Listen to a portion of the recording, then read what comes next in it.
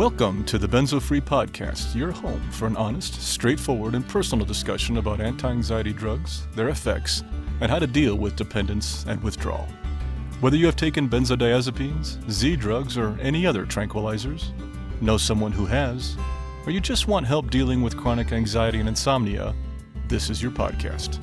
I'm your host, D.E. Foster, author of the book, Benzo Free, The World of Anti-Anxiety Drugs and the Reality of Withdrawal. I'm so glad you joined us today. Please stick around and let me bend your ear for a few minutes. It just might feel a little better on the other side.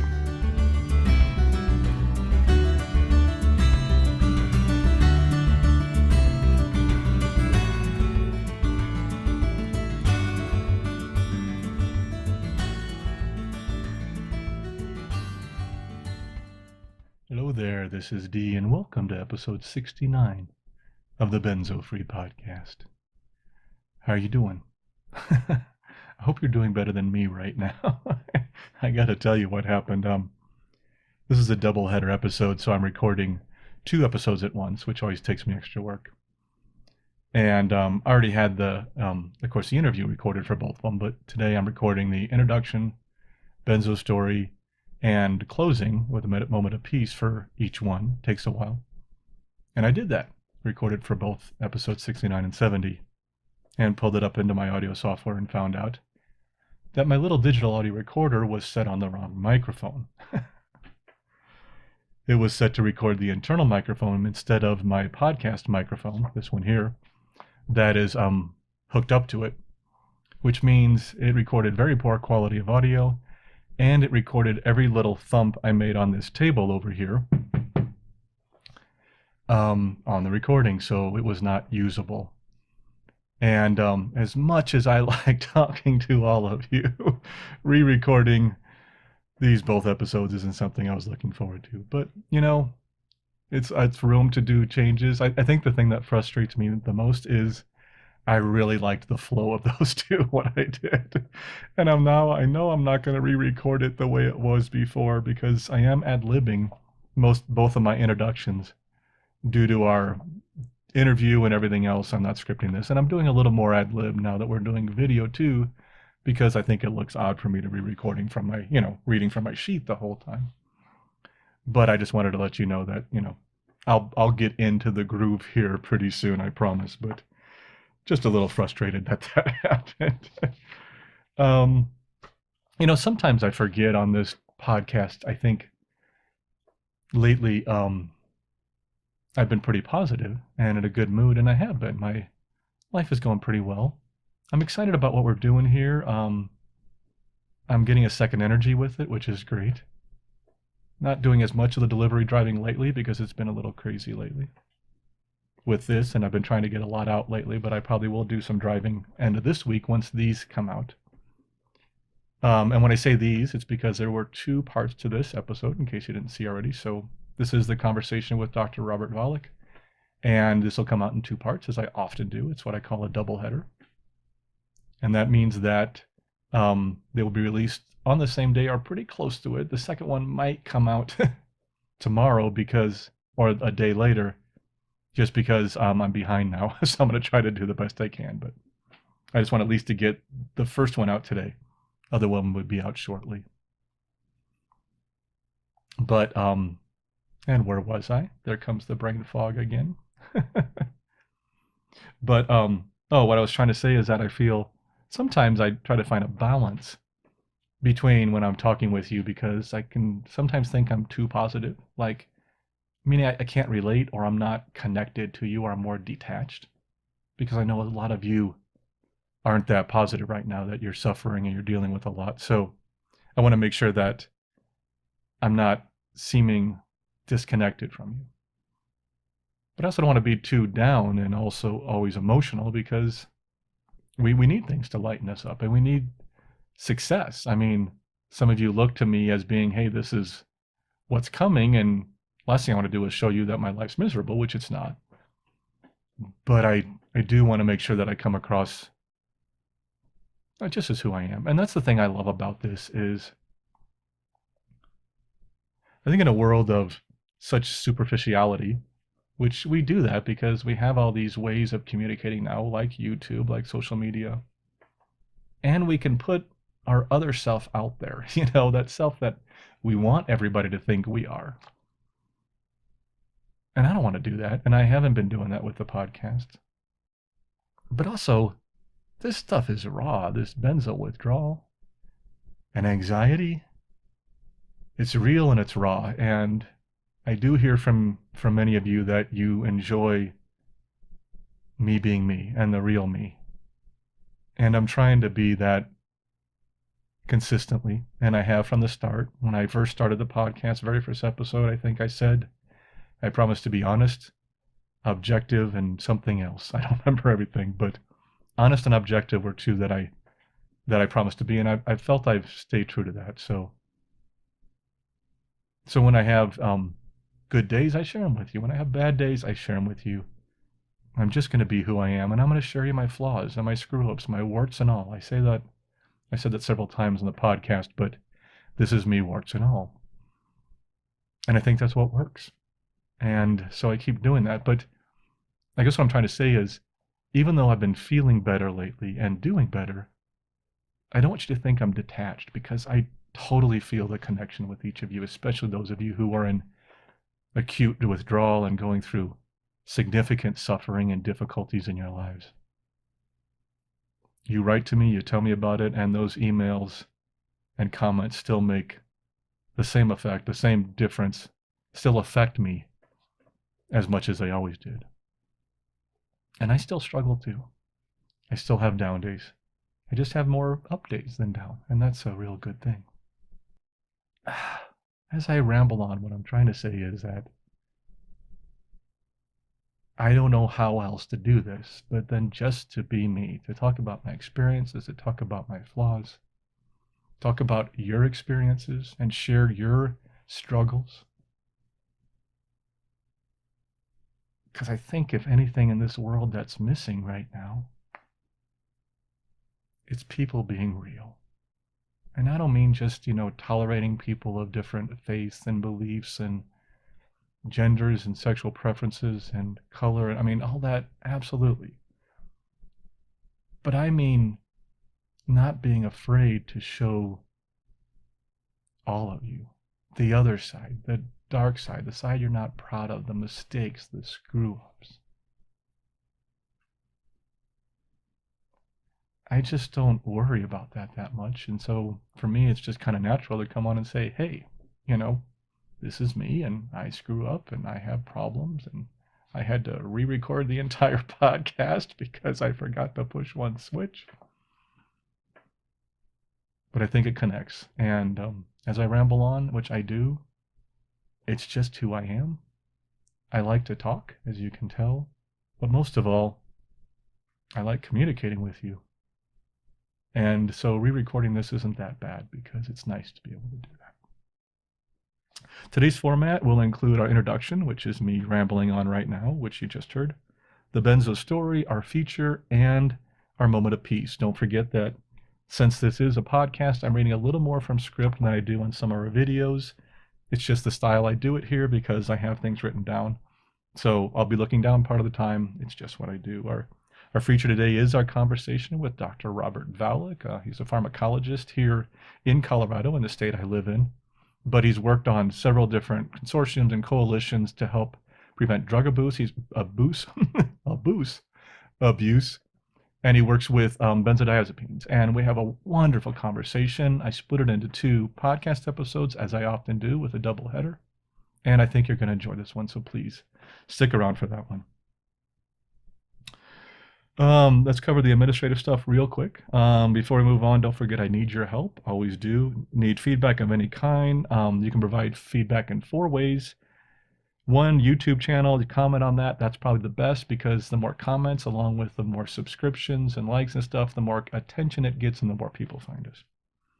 On our podcast posts, you can comment there too. Send a comment through benzofree.org/feedback, our feedback form, or on one of our podcast carriers so others can find us. While you're at the website, please subscribe to our email list, which is at benzofree.org/subscribe. I'll put it on here on the link on the thing. For those of you who are watching video, I'll put it here on the screen. Sorry for the page click. If you heard that, that's me turning pages if you're just on audio only. And of course, if you want to help out what we do here, you can donate at benzofree.org/donate. Every little bit helps. We are totally based off donations right now, so that is what helps keep us going. So thank you for that. And the Benzo Free podcast is for informational purposes only and should never be considered medical advice. I think you've heard that before if you've watched any of these. And that will close that out. So, of course, if you're listening to this on one of our audio-only carriers, like our podcast carriers out there, just remember that even though we're recording this in video, you're not missing much. This is still geared towards podcast because it is a podcast. I'm just recording some video of me talking and looking down at these sheets of paper because I also want to be able to release it on YouTube to hopefully have more people pay attention and see it. So that would be great. And I think that closes out our intro about time. Let's move on to our benzo story. All right, now for our benzo story. I just took a short bathroom break and came back and realized one of my lights wasn't on.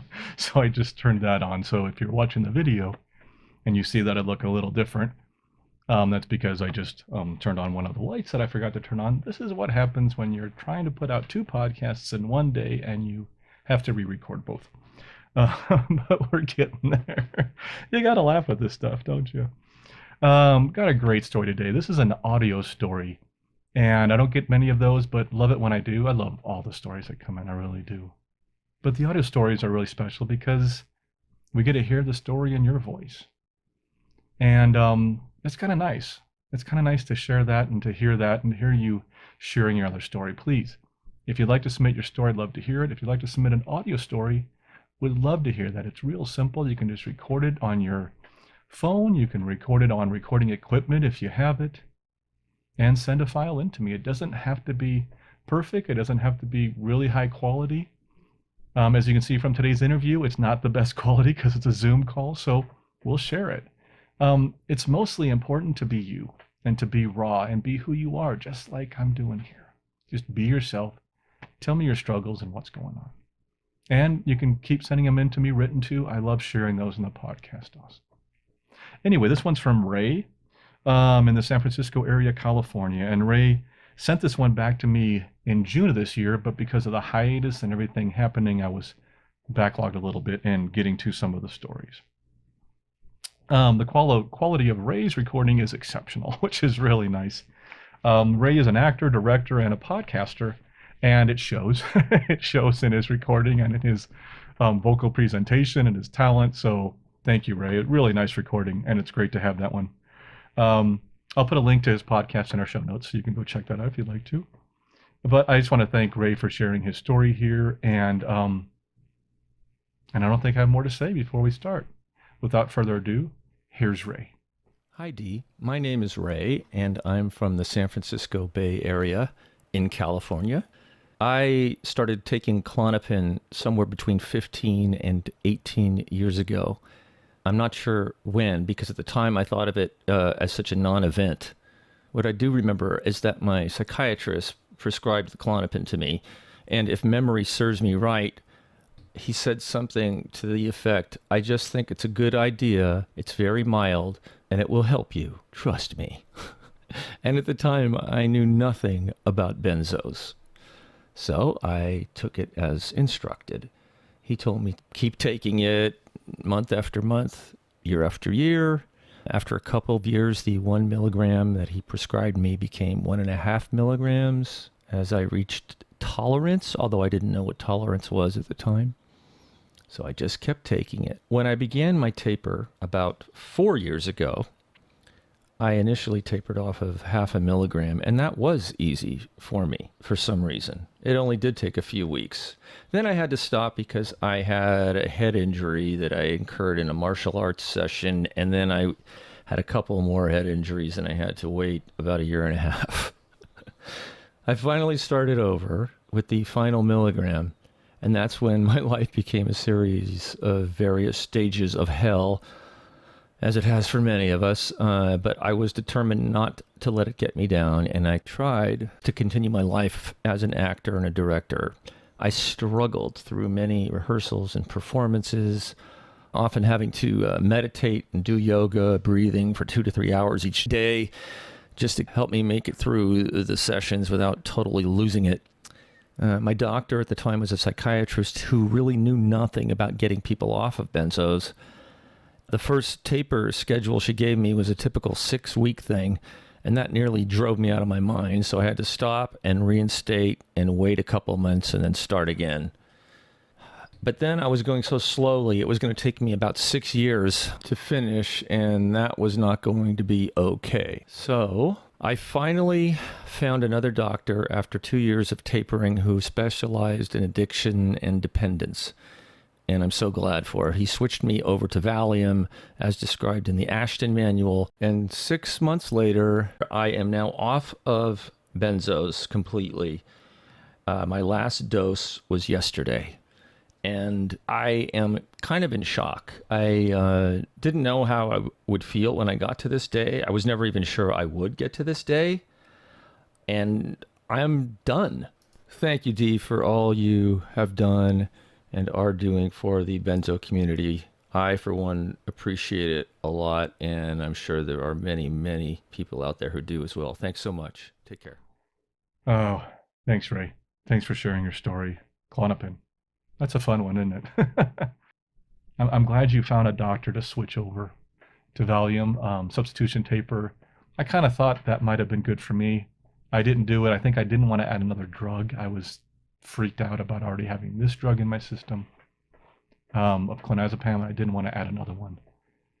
But I totally get the need of substitution. I wonder if that would have been better for me too, because not only are these drugs high potency, Xanax, Klonopin, I think Halcyon is the other one, at 20 to 1 to Valium, and I think see, my numbers aren't in my head that fresh. I think Ativan's like 10 to 1, but they're high potency compared to Valium.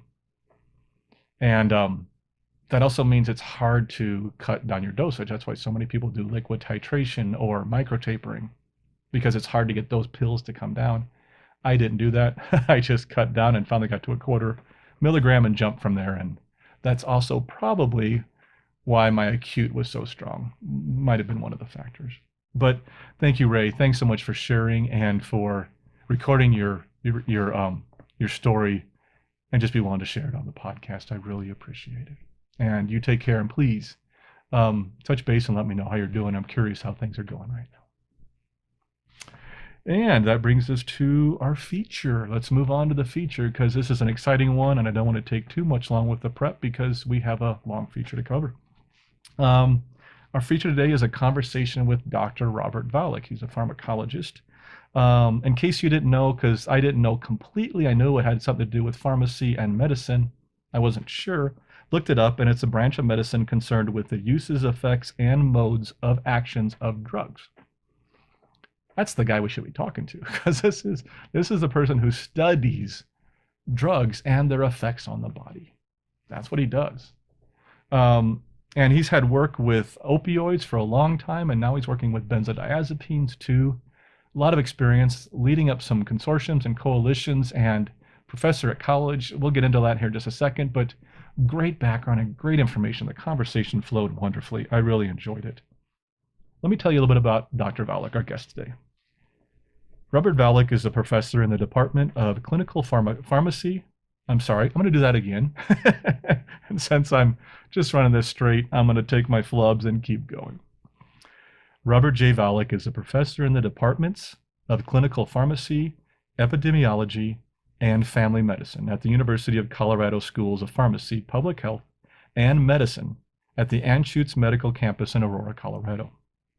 Dr. Valuck is director of the Center for Prescription Drug Abuse Prevention at the University of Colorado, which houses the state's opioid task force, the Colorado Consortium for Prescription Drug Abuse Prevention. The consortium has evolved over the past 7 years to include 10 work groups with over 750 members across the state, focusing on key areas relating to education, prevention, intervention, treatment, and recovery. The consortium has gained recognition as a model for the development of collaborative, coordinated responses to the opioid overdose epidemic in the United States. This conversation was recorded remotely via Zoom with Dr. Valuck, so the video and audio quality isn't great. This is the first one I've recorded in both video and audio for the podcast, and I'm working on new software and different ideas, so I will continually try to improve the quality. But it's still totally, what's the word? Not legible, but the auditory version of it, hearable. I don't know. Somebody will tell me.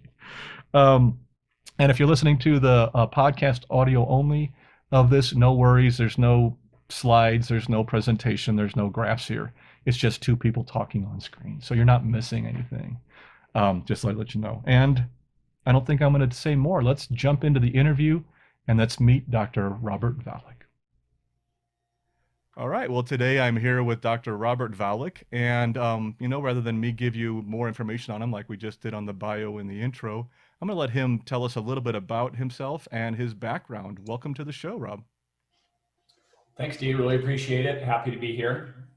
My name is Rob Valuck. I'm a professor of pharmacy and epidemiology and family medicine at CU at the Anschutz Medical Campus. My background and training is basically I was a pharmacist for a number of years, went back to grad school and became a researcher, and have since had a career in research and education, and most recently advocacy and policy kinds of work relating to mostly drugs that affect the central nervous system. So neuropsychopharmacology is the background area that I'm trained in and have my work in. Okay, so you're working in the Department of Clinical Pharmacology, Epidemiology, and Family Practice at the University of Colorado, correct? Yes, 3 different departments. My main Sounds like you're busy.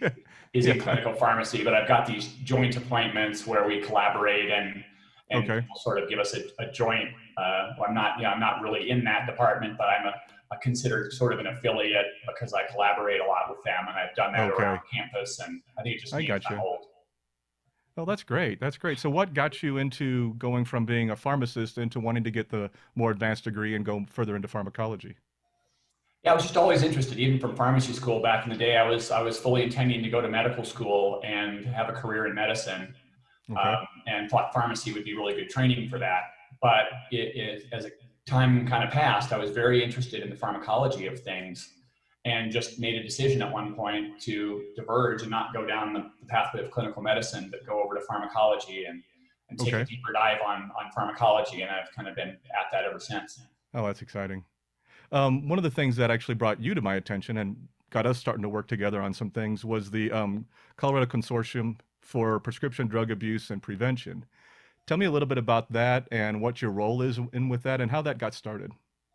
Sure. Yeah, the Colorado Consortium for Prescription Drug Abuse Prevention, or just the consortium, I guess we started getting called just by our first name basis, is basically our statewide task force to address the opioid crisis. Right.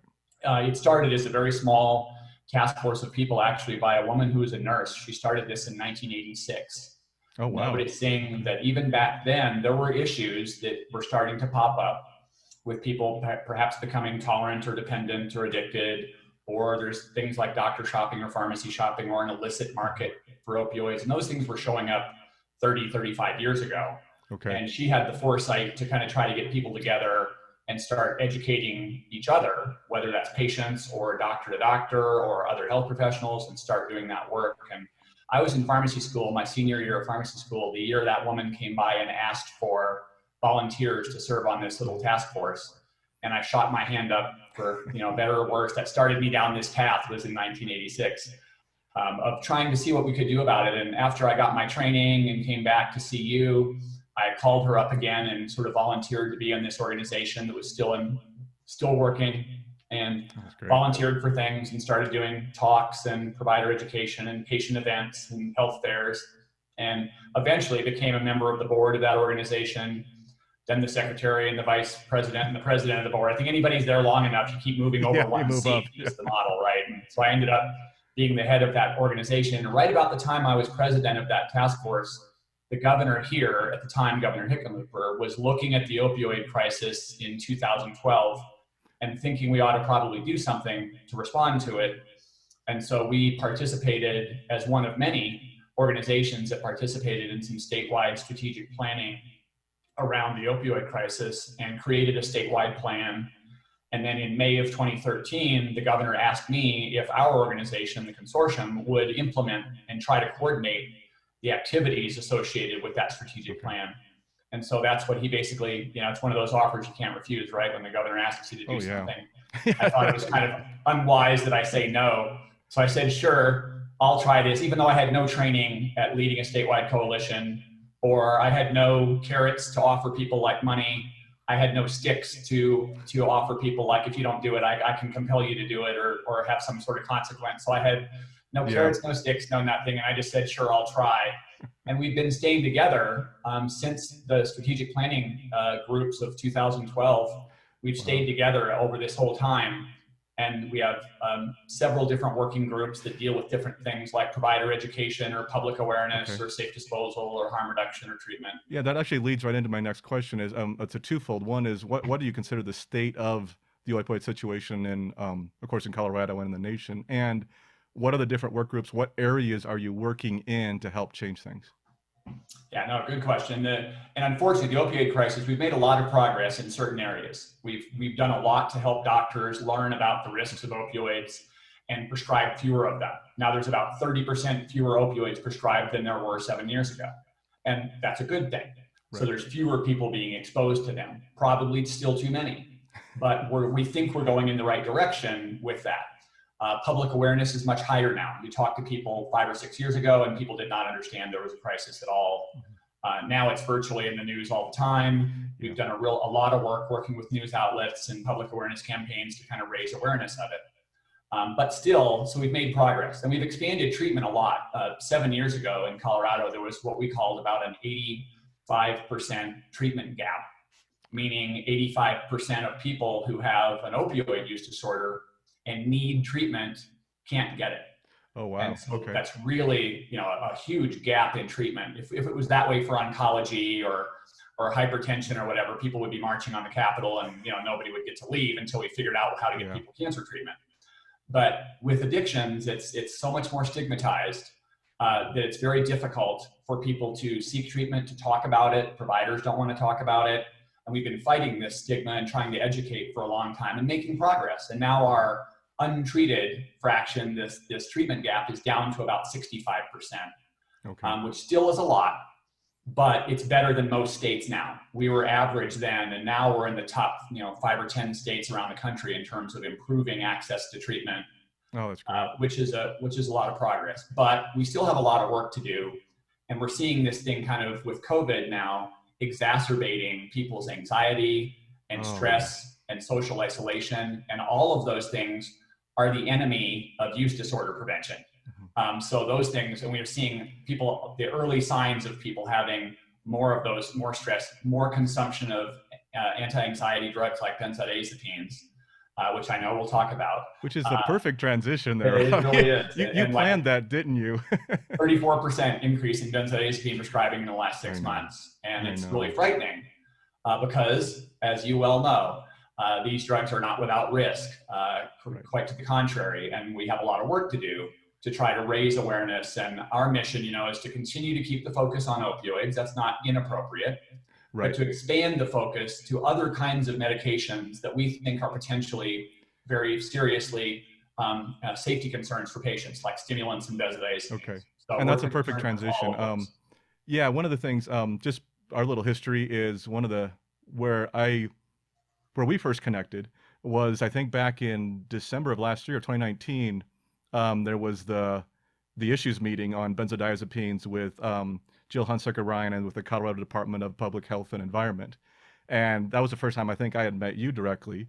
Dr. Stephen Wright was part of that, and several members from your consortium and other places, and with from Jill's team. I'm sure you were already on, I know you were already on the benzodiazepine bandwagon to some degree, working with that before that. Steve had shared me some information before that. Can you maybe talk to me a bit about what got you first, what alerted you to the benzodiazepine difficulties, being it similar to opioids, even though we'll talk about the differences, and made it a consideration for you and the consortium to start to tackle and to start to work with? Yeah, and really for me personally, it's been something I've known about since pharmacy school in the mid 80s. Okay. and watching things. And when I first came out clinically, one of my first clinical jobs was in pharmacology and toxicology consultation for patients in the emergency room or on psychiatric admission status at hospitals. When I came out, and I had a 15% clinical appointment where I would do consults and started to see people, and whether it was opioids, benzos, or stimulants, any of those three classes of drugs were causing problems, and they still are. So I've had this baseline interest in this, and I really think it's been really just the attention with the dramatic increases in opioid overdose death, which of course is terrible, that has received a lot of attention. And again, that's not inappropriate attention. It's just that it's far from the only thing. And then you see with these overdoses that now more than half of them have a concomitant benzodiazepine on board. So people are exposed to multiple substances, and more often than not now, they're exposed to an opioid, a benzodiazepine, and alcohol. Is by far the most common scenario, far outnumbering all other scenarios. So they're really an issue. We've known that benzodiazepines are an independent risk factor. We've known that opioids and benzodiazepines going together is a huge increase in risk for people of having all kinds of adverse consequences, including overdose death. So we know there are risks, but unfortunately, it's a lot like we saw with opioids. I think there's a lot of parallels that there's a lot of things happening underneath, one person at a time. And you're not seeing 10,000 people experience something all at once, like an event, a mass tragedy that gets a lot of attention. But you're seeing, unfortunately, this is happening just like opioids did, 30 years ago, 20 years ago, one person at a time, two people, three people, people are starting to talk, but to really make people aware of the full extent of how much problem that this really is, takes some doing. And we spent a lot of time trying to do that with opioids, to raise awareness in the professional community, the public, and with regulatory and other state agencies, and have been somewhat successful. We think we're making progress. But we have a long way to go with opioids, and even farther, it's like the horse. If this is a horse race, the horse is even closer to the starting gate with stimulants and Z drugs and benzos. Which is, funny, after 50 years, you think we would have made a little more progress by now. You would think these drugs have been around a long time. They have. Not new. And speaking of that, you talked about the two different types. We're going to talk about the FDA warning here for a second. As you well know, the first FDA warning was actually in relation to what you're speaking about, which is the concurrent use of opioids and benzodiazepines. That one came out, I think, in 2016. Let's start with that one, and then we'll work into the one that just came out. That one actually affected, I think the numbers at the time were 30% of opioid overdose deaths also showed concurrent use of benzodiazepines. That's right. Can you talk about that a little bit and elaborate as far as the concern of the concurrent use of those medications? Yeah, sure. It's we've sort of known this. If you're a really well-educated prescriber or in the pharmacology side of the world, you've known for a long time that adding something else that has potential respiratory depression or sedation, like a benzodiazepine, adding that to an opioid, which on its own has the propensity for sedation and respiratory depression. And if you put them together, this is just, it can be not only additive, it can be a multiplicative effect. The degree of this thing is not even necessarily linear. So it's a potential drug interaction that's very concerning. And some people knew about that for quite some time and sort of have known it all along. Most people didn't think about it, or doctors were independently, one would be prescribing an opioid, a different one would be prescribing a benzodiazepine, not knowing that the other might be doing that, but then not really thinking so much about, I'm not going to ask about the benzodiazepine because I'm only writing an opioid, so therefore my job is done, and I'm not going to write a benzodiazepine, so I'm done. Or vice versa. I'm on the psychiatry side or the behavioral health side. I'm going to write or primary care and give somebody a benzodiazepine, ideally for 3 or 4 days in short term and all of that, which is a whole other issue. But I'm going to give somebody a benzodiazepine, but I'm not going to worry about the opioid because I'm not prescribing one. I'm not a pain medicine physician. I'm not treating their pain. I'm merely treating this episodic, condition that I'm supposed to be treating with this medication. And isn't that somewhat often where pharmacists can come in and help? Certainly can. And unfortunately, I am a pharmacist by training, so I don't like to speak ill of my own people, but unfortunately, we don't do as good a job as we can, in identifying the cases where those two things happen together. Sometimes pharmacists simply don't call, or if doctors have ordered it, they're not legally obligated not to dispense it. They have the ability to stop and put a stop on it and say, I'm going to call each of these prescribers and say, did you know? but they don't have a legal obligation to do it. Unfortunately, not a lot of them always do it. So we have this last, this supposedly the last stop in this train to say, hey, there's a person there. We have one last place to catch this before it becomes an issue. And we're not really doing as good a job as we could, unfortunately. Understand. Yeah, and so let's get to the second one. So just last Wednesday, of course, as you well know, FDA came out with a boxed warning on benzodiazepines, this time stating about possible serious risk related to dependence, addiction, and abuse. This was kind of the holy grail for many of us. I don't want to go that far, but for many of us in the benzo community, it's the warning we were looking for, although we know it's just the very beginning as far as starting to raise awareness. Will this warning make a difference? And what have been the hurdles in, like you said, you've known about this for years and so have many. What have been the hurdles in educating more of the medical establishment and educating the patients?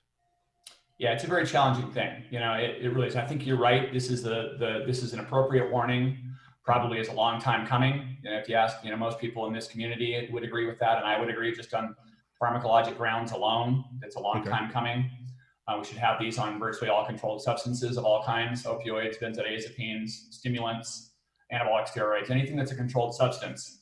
There's data and there's evidence for these causing problems. And that's why they're controlled. They're not controlled because they're powerful in terms of effectiveness. That's what people think. It's one of my favorite, unfortunate, but favorite myths is that's not true. They're controlled because of their ability to do harm.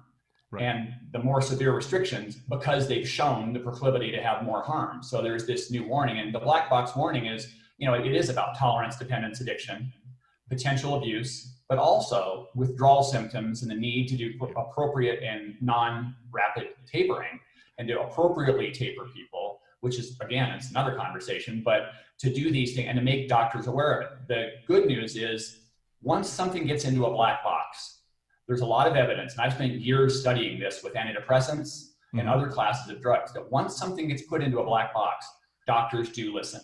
They read that, they do start to change their behavior. And we've studied that across, whether it's psychiatry, where we did this back in the day when we started talking about suicidal ideation risk with antidepressants. And this is the early 90s, 3 or 4 years after Prozac was released, we started getting case reports of activation, akathisia, suicidal ideation, suicidal behavior. And we started looking at it. And the FDA at first said, we're looking at it. We don't have enough evidence to change anything yet. But then they did it. They got enough evidence, and over a 3 or 4 year period, then they put out a black box warning saying, warning, there's an increased risk of suicidal thoughts or ideation for people consuming these medications, especially in adolescents and young adults. And we saw a dramatic reduction in doctors prescribing those drugs. And so, that's probably good in most cases. That's great. There could be cases where someone needs one and doesn't get it, but I think those are far outnumbered by people getting them and probably not needing them, or getting them a lot longer than they should have gotten them. There's a lot of evidence that most of the use that's not labeled is probably in that direction. But you mentioned the schedule. That's something I talked about. I did a video this last weekend about it, just so people would have a little more education on what the warning meant. But I know where benzodiazepines are currently classified as Schedule 4 of 5. Of course, as it goes up, it gets up to the number 1. Of course, it gets more severe and more controlled. Do you think that's appropriate still for benzodiazepines? Do you think it should be a stronger number than that? And do you think there's any chance that might change? I think I don't think it would be inappropriate to move benzodiazepines, what's called upscheduling, from Schedule 4, where they are, to 3 or 2 or whatever. Schedule 1 is reserved for things that have no legitimate medical use. So no randomized, double-blind, placebo-controlled trials to establish efficacy. So there's only one drug up there, like dronabinol, which is a cannabinoid, does have FDA approval because they studied it for post-op nausea and vomiting and narrow-angle glaucoma, and a pharmaceutical company manufactures it. So they moved that from Schedule 1 to Schedule 2.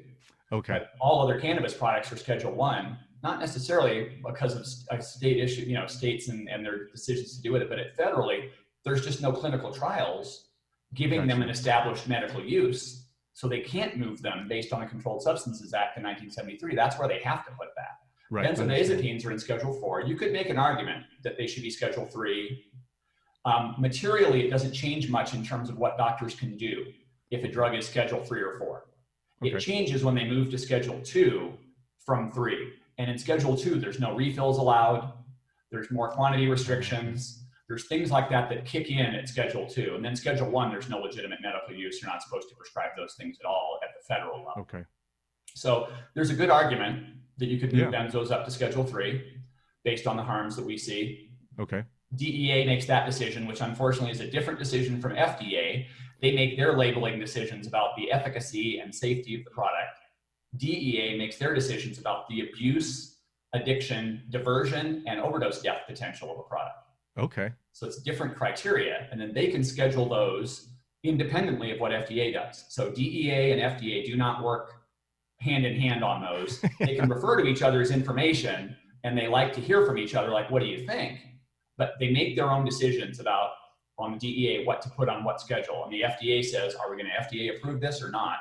Or put a warning on it, or a different kind of warning. And regardless of what DEA says, the FDA can go ahead and put a black box warning on something, which they often do, whether it's a controlled substance or not, just like they did with benzos, which are a controlled substance, and just like they did with antidepressants, which are not a controlled substance. Right, right. So it's a lot of complicated decision-making at the federal level for how do we regulate these things? How do we try to slot them in terms of warnings and restrictions and make that appropriate? Because the goal, I think, is just like with any compound, try to give people that have legitimate medical need, if there is safety and efficacy established by clinical trials, give the doctor the ability to prescribe something, and then appropriately regulate them in terms of risk and risk communication. So patients and doctors should be made aware, fully aware, of the risks of medications that they're prescribing and consuming. And that's the ongoing mission of the FDA, is to establish those things, that the drug does work better than a placebo, and it doesn't kill people in terms of safety. That's kind of what we mean by safety in clinical trials. Okay. But once it's released, how do we communicate the risks and benefits of a drug so that doctors are fully informed, pharmacists are fully informed, patients are fully informed, and can then make their own decisions about whether they want to take something based on that risk-benefit profile. Okay. And that's kind of how we try to do things in this world. And you cued in, and you're really good at these transitions. Thanks, Rob. You cued in about the communication part. Once this boxed warning is released, like the recent one on benzodiazepines, how is that communicated? Is it communicated? How are physicians, how's the medical establishment, how are people alerted to this? Of course, the press has picked it up for a few of us, and that's how we got the information. But how is that communicated out to pharmacists, out to doctors, to that group of people? Yeah, and FDA has fairly sophisticated communication plans to establish communications about risk. So they do communicate all of the black box warning information to all health professionals that could prescribe or dispense. So any doctor is going to get a Dear Doctor letter saying, here's what we did. Right. Every pharmacist is going to get a letter saying, here's what we did. So be aware of these risks. There is new labeling, and here's what the labeling says. And so they will call that out. They will reissue the labels for those medications now. I believe they already did on that day. They reissued the label. So the label now contains the black box warning. Okay. And any new medication that ships has the copies of the label with it. They reissued a medication guide for patients so that pharmacists in most states, 43 or 45 states, are obligated by state law to give out medication guides with the medications that they dispense. Okay, gotcha. And those medication guides will now be updated to have that information. It says warning, it will contain verbatim the things that are in the medication guide, which is the patient translated version of what is in the medical label. Because sometimes the medical label has quite a bit of jargon in it. And translate that into consumable information. When does this happen? Does this happen before, during, or after the announcement? At the time. So my recollection is, and I just checked a little bit before the podcast, that there is a new medication guide. So they've translated this new information for a patient, and they always give the patient a much more, it's translated into common English, and like, hey, what are we doing? Yeah. What are we warning about? Why are we warning you? What can you do about this? What should you know? What can you ask your doctor? Those kinds of questions that are very practical for a person to have. Okay. And then the doctor is considered the learned intermediary in this whole process. The one that has the obligation to notify the patient is the doctor, to communicate with the patient about the risks. Okay. And so the doctor is called the learned intermediary. The doctor has the duty to know about the risks and benefits of what they prescribe and to communicate those risks to the patient to a sufficient level that a patient can make an informed decision. How would I go about getting a copy of that patient communication? I think you can probably, I'll look at it for you and forward that to you, but it's a medication guide. You just Google FDA benzodiazepine and pull it medication up. guide. Yeah, I might make that available. I'm sure people would want to see what that looks like and what the language is. Right. And it's usually, it's very good. Then pharmacists have an obligation to do two things: put a medication guide with the package. So you see all the paper that comes with your prescription fills. Unfortunately, it's kind of like birdcage lining material because there's so much of it, like 30 pages of stuff, and rarely do people read all 30 pages of stuff. But that's one of the obligations, is to include all this material, the printed material, the med guide. And then the pharmacist has a duty to offer to counsel the patient. The patient does not have to accept that, because you can't make a person be counseled about their medications, but you can say the pharmacist has a duty to warn you and to offer. So virtually all states, like here in Colorado as well, you have to offer, and you go to a pharmacy and they'll say, do you want to talk to the pharmacist? That is the offer to counsel. Okay. And if you say yes, they'll call the pharmacist over. And if not, they'll jot down offered, declined. So you had an offer to counsel. And those are the ways that we try to make sure patients are informed. The doctor is supposed to talk to you. The pharmacist is supposed to give you a piece of paper with the med guide and the offer to talk to you. Okay, great. 3 opportunities that the patients get that are codified into medical and pharmacy practice.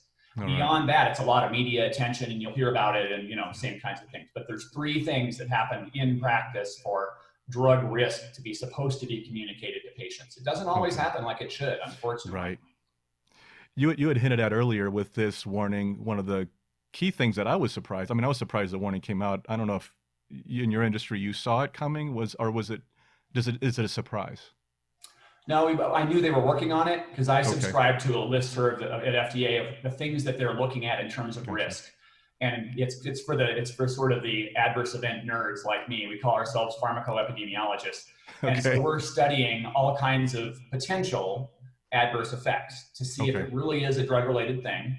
And if it is, how frequent is it? How serious is it? Who's at risk for it? Should we be telling FDA about it? Should FDA be doing something about it? What should that be? There's a whole process of what's called post-marketing surveillance, and a whole community of scientists and clinicians and regulators that go to conferences about this stuff, and they follow certain drugs that they're looking at and what they're studying and evaluating right now. And there's a list of that on the FDA website of the drugs that are being looked at. And so I subscribe to that thing, and I've been kind of watching what happens with benzos and stimulants and opioids, because those are my career. So I kind of have an ear to the ground with that. So it doesn't surprise me that they did this, and I knew it was coming. I didn't know how long it would take. It took them a while, but they don't move overnight. They don't like to change, I think, practice patterns without having pretty good evidence that they should change things. And rightly so. I understand that. Right. So there's an argument for that. But I always argue, you got to start warning people sooner about what you do know. And I think that's been better over the last 5 or 8 years that, hey, we're looking at this and we're declaring that this could be an issue, and we're looking at it. Whereas before they would be silent until they said yes or no at the end. Right. And now at least they're telling people, hey, we're looking at this, and that's kind of an advanced warning. Yeah. Not always going to pan out that they find something, but usually when it gets to the point of them taking a serious look, usually there's a reason that they're taking a serious look. Rarely does it happen that they take a serious look for no reason, or it was just on a random, or it was kind of a freak occurrence. That just doesn't happen much, just not much. And the other thing I was going to mention on that was one of the keys, and you said this earlier, was that they actually identified recommendations for tapering. And I thought that surprised me a little bit, and it was a nice surprise because they talked about a slow taper being the preferred choice for withdrawal. And it's nice to see also that documented along with this warning. Exactly. I think it was very important. And really the principles underneath what's in the black box warning are pretty good. They hit the major points about the things that you really want to have covered. Of course, we would all like to have more detail and have things be more explicit and all of that, but they're balancing. When they put something in a black box, they're trying to make sure that every single word of that is something a doctor is going to be able to know that that's there. Okay. So they're not, if they take the black box and make it as long as the label, then it's not a black box anymore. It's just the whole label. So they're trying to strike a balance for how do we summarize all of these key things in important called out terms. And when you put it in the black box, doctors are really sort of, hey, you're on notice. You're supposed to know these things. You're supposed to understand those things. And if you're not comfortable with it, don't prescribe that if you don't know what you're doing with those things. And usually that's what happens with black box warnings. They do impact behavior the most. The only way to do anything more is to pull the drug from the market. Okay, well, that's good news. Let's go back up a little bit too. Since your background, you have a lot of background, of course, on the opioid crisis. Let's talk about a comparison there. One of the key things, and I know you've heard this many times, but I'm interested to get your take on it, is of course the addiction versus dependence terminology when it comes to benzodiazepines. I know most of us in the community, we often like to stress that, as Dr. Wright has said many times, it's often dependence and rarely addiction. Would you agree with that statement? And I just like to know what the difference is. If it is more dependence than addiction, how do you approach it differently than as with the opioid crisis? Right. No, that's a very good question. And addiction, is a complex thing. There is physiologic dependence and tolerance to medication, which various medications you can develop a tolerance for or a physical dependence for. Okay. And that could be, any number of things, whether it's an opioid or benzodiazepine or insulin. You can be physiologically dependent on insulin, and if you don't get it, you're not going to do very well. And your body you will notice right away if you're not getting your insulin, and you will know within minutes to hours. And so it'll be pretty pronounced by the time you get very far out that you need your insulin and you're dependent upon the insulin. So dependence in and of itself just means somebody requires to have this medication on board to have an equilibrium sort of effect of their, with their body, so that their body is operating in relative equipoise. That's always a relative term, but it's relatively, your body's stable. You're not actively, acutely withdrawing or having an acute problem. Okay. Right this minute. So there's dependence, and that's something. And benzodiazepines do lead to dependence, and that's physiologic. But addiction is something that requires dependence as a necessary condition. But dependence is a necessary but insufficient condition for addiction. So you must be dependent to be addicted. Okay. But if just because you are dependent does not mean you will ever become addicted. You may or may not. And some substances, you never really progress that much. Addiction is a behavioral phenomenon on top of dependence, where people are having difficulty in terms of controlling cravings, continuing using something despite adverse consequences, and having a lot of problems, compulsive behaviors, that they must go seek this. And they do things like they'll steal or lie or cheat, or they'll do whatever they can to get this medication. And usually it involves some sort of deceitful behavior. Okay. And then some sort of compulsive behavior as well. And then there's a noted phenomenon of craving as well that goes beyond just physiologic withdrawal. It's different from craving. Withdrawal effects are different. Craving's a different phenomenon. It is usually reported with things like nicotine, alcohol, opioids, things like that, have much more craving associated with them. Benzodiazepines do not have a lot of craving associated with that particular compound. So they're just different, and a few people, I would think it's probably true. Far more often than not, people would be dependent on a benzodiazepine and not addicted. Okay. Not that I've never heard of it reported. I've heard of it being reported, but I've heard it reported with an awful lot of things that people have said they're addicted and having a strange behavioral phenomenon about virtually any kind of behavior. I would claim my son's pretty well addicted to fly fishing, if you ask me. He would do that despite any negative consequences I could give him not to go. But I'm not trying to be facetious, but it really is it's a complex thing, that there's the physiology that is really underlying the vast majority of what we see with benzodiazepines.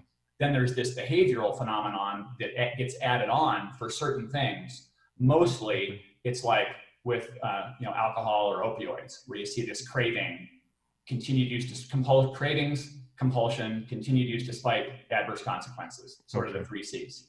I've worked with maybe a few people that have, because I communicate with a lot of listeners on a regular basis, and maybe about 2 or 3 who have stated an addiction. But of course, the vast majority of the 300 or so that I've been working with are mostly dependent only.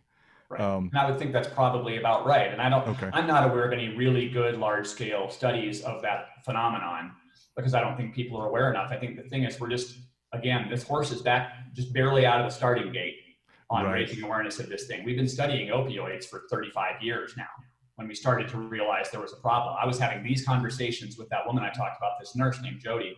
Jody and I were having these conversations in 1986. Oh, I want to thank Dr. Valuck for being on the show. Wow, such a great compendium of information from him. And the second half of this interview is even better. We cover some great topics. I've listed some of them in the description of both of the different podcasts of what's on each one, and I think you're going to really enjoy it. But I just want to thank him for allowing us to record him and for giving us his time. He was very, very generous in that, and for all he's done. He's done so much to help people with opioids, with benzos, with all different types of prescription drugs that are causing problems. And I'm really grateful for what he's done and accomplished. So thank you. And please tune into episode 70 for the second part of this. It'll be released either in conjunction with this, but being behind a little bit today, it might be tomorrow it comes out. But it will come out shortly, I promise. And now on to our brief disclaimer, and then we will jump into our moment of peace. This podcast is for informational purposes only and should not be considered medical advice in any way. The host of this podcast is not a medical professional, nor is he engaged in rendering medical, health, or psychological advice, nor any other kind of personal or professional services. The views and opinions expressed by our listeners and interview guests on this podcast, whether read from textual submissions or presented in their own voice, do not necessarily reflect those of the Benzo Free podcast or of its host. Withdrawal, tapering, or any other change in dosage of benzodiazepines, non-benzodiazepines, or any other prescription drug should only be done under the direct supervision of a licensed physician. Our full disclaimer can be viewed on our website at benzofree.org/disclaimer. And that brings us to our closing, our moment of peace.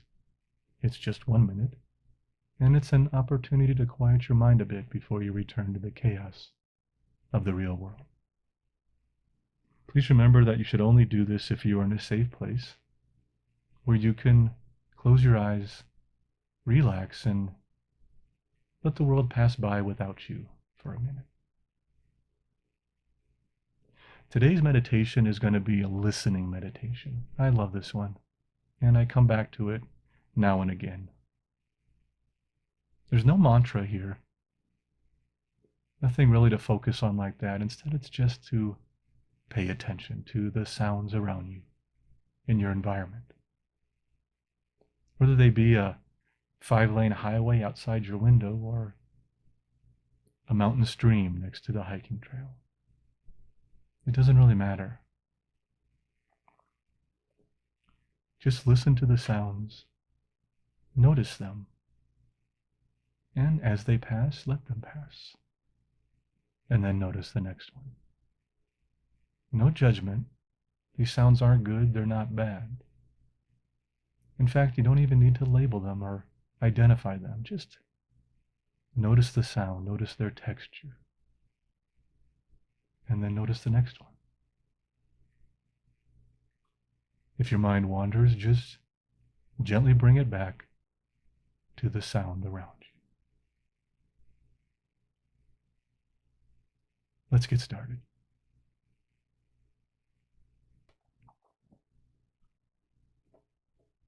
Close your eyes and relax. Take a deep breath in.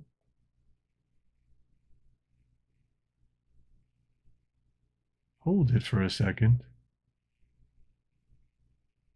And let it out slowly.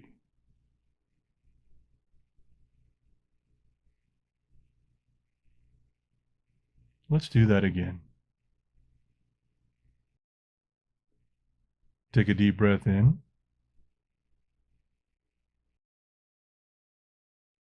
Hold it for a second. And let it out slowly along with all the stress of the day.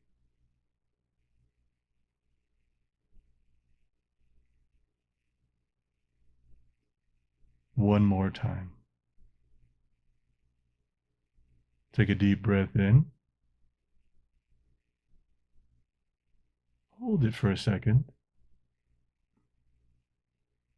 And let it out slowly, relaxing your entire body.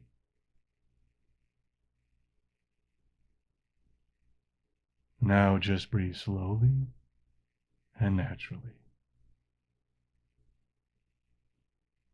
And listen to the sounds around you. If your mind wanders, just gently bring it back to those sounds. Let's do this for 1 minute.